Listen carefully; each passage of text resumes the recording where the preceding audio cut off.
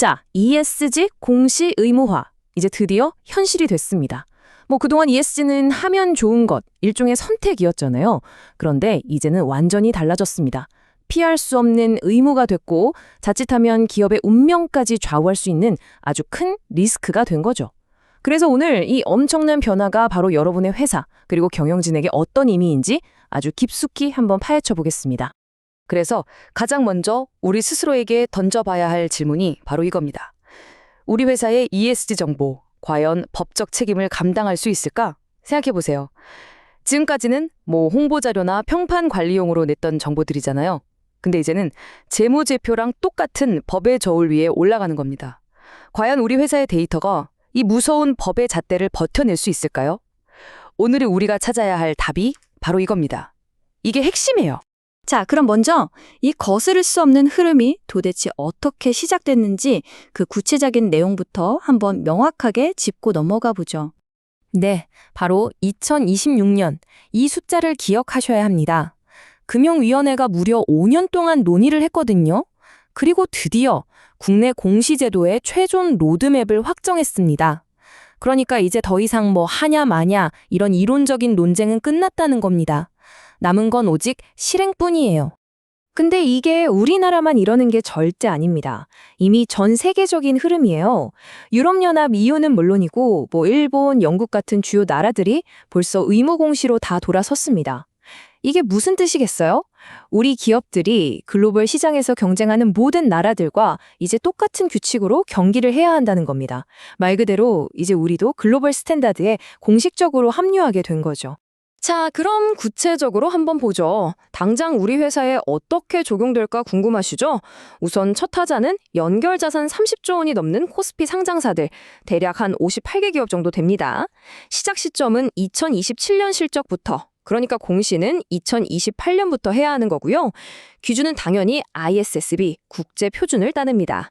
그리고 다들 제일 궁금해하셨던 스코프 3, 그러니까 우리 회사뿐만 아니라 공급망 전체의 탄소 배출량 말이죠. 이건 3년의 유예 기간을 줬어요. 하지만 중요한 건 여기에 적힌 숫자 하나하나가 전부 다 이제는 법적 책임의 근거가 된다는 사실입니다. 절대 잊으시면 안 돼요.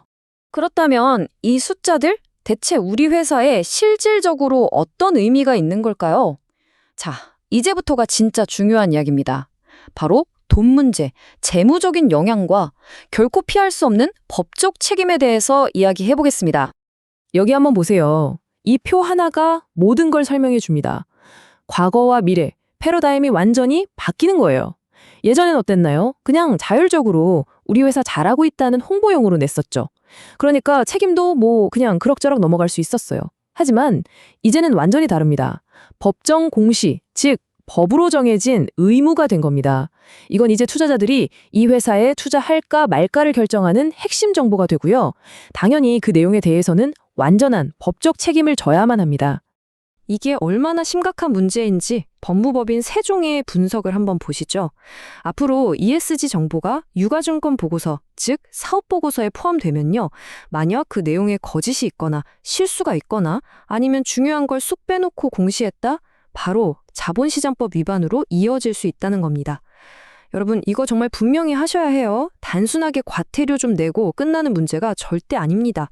잘못하면 기업의 존립 자체가 흔들릴 수 있는 그런 무서운 법적 제재를 말하는 겁니다. 여기서 법정 공시라는 개념을 확실하게 머리에 새겨두셔야 합니다. 이건 그냥 보고서 내는 수준이 아니에요. 이제 여러분 회사의 ESG 데이터에 찍히는 소수점 하나가 회계장부에 적히는 숫자 하나랑 완전히 똑같은 무게를 갖게 됐다는 뜻입니다. 정말 사소한 실수 하나가 어마어마한 법적 분쟁으로 번질 수 있는 그런 시대가 온 겁니다.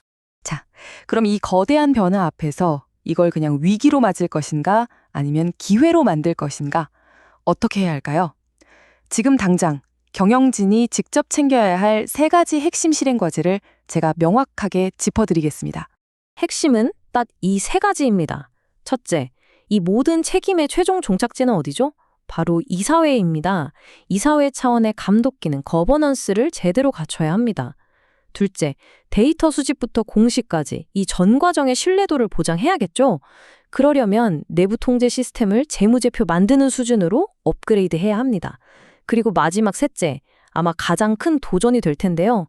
스코프3에 대비해서 공급망 전체를 아우르는 관리 체계를 지금부터 구축해야 합니다.